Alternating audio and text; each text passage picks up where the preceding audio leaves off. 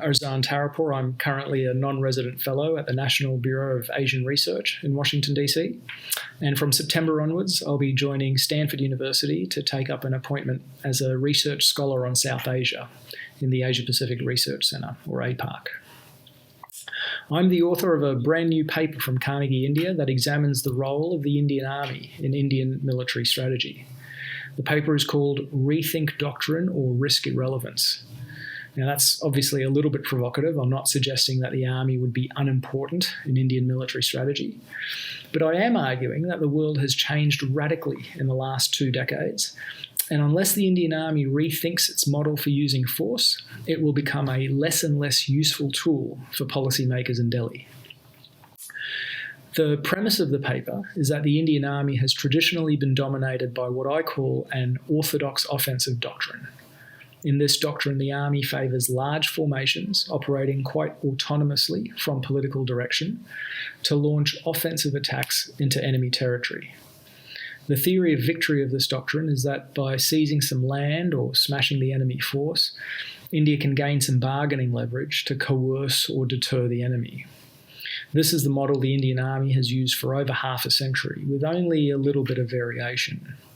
It did this in the wars in 1965 and in 1971, and it prepared to do this even in the Kargil War.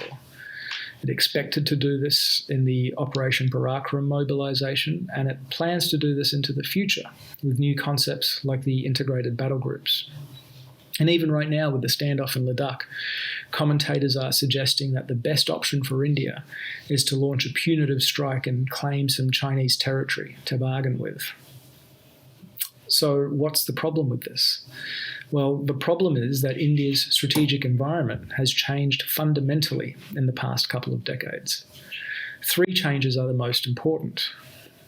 First, since India and Pakistan have been declared nuclear powers since 1998, a major conventional war is less likely. But coercion and uses of force below the threshold of war are far more common, and the Orthodox offensive doctrine is not well equipped to deal with them. Second, the Chinese military, the PLA, has undergone an extraordinary expansion and modernisation. So even though crises on the LAC are still the most immediate threat, the PLA is beginning to pose new challenges to India in new areas, like the Indian Ocean, and in new domains, like space and cyberspace.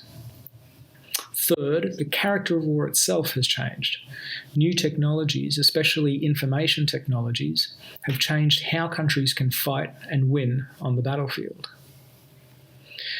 Now, despite these changes, the Indian Army has not appreciably changed its doctrine. Even though it has many good reasons to change how it does business, the mechanisms for implementing that change, like a periodic national security strategy type process, either don't exist or don't work well. Yes, some reforms have occurred. Of course, the new CDS and the move towards jointness is a big one. But none of these reforms still suggest that the army is rethinking its orthodox offensive doctrine. The net result of this failure to rethink doctrine is that the army has already become a less useful force for policymakers. The doctrine, I argue in this paper, is problematic in 4 specific ways. First, because Pakistan and China have very strong defences on their sides of the border, at the operational level, it's unlikely the Indian Army can achieve what the doctrine calls for. It's unlikely to gain significant chunks of land or defeat the enemy on the battlefield. Second, Pakistan and China are very highly resolved states. So whatever India can accomplish on the battlefield, it's unlikely to achieve its strategic effect. It's unlikely to deter Pakistani cross-border terrorism or Chinese land grabs. Third, the doctrine is risky because it's had the unintended consequence of motivating Pakistan and China to take more provocative measures of their own, like Pakistan developing and threatening to use tactical nuclear weapons. And fourth, because this doctrine requires maintaining a large and expensive army, it's very costly. In particular, it imposes a significant opportunity cost in India, limiting the resources that India can put towards modernisation or force projection into the Indo-Pacific region. So in sum, the doctrine has prepared the Indian Army to fight major conventional wars, but it's pretty unsuited to manage the more likely scenarios that India faces today.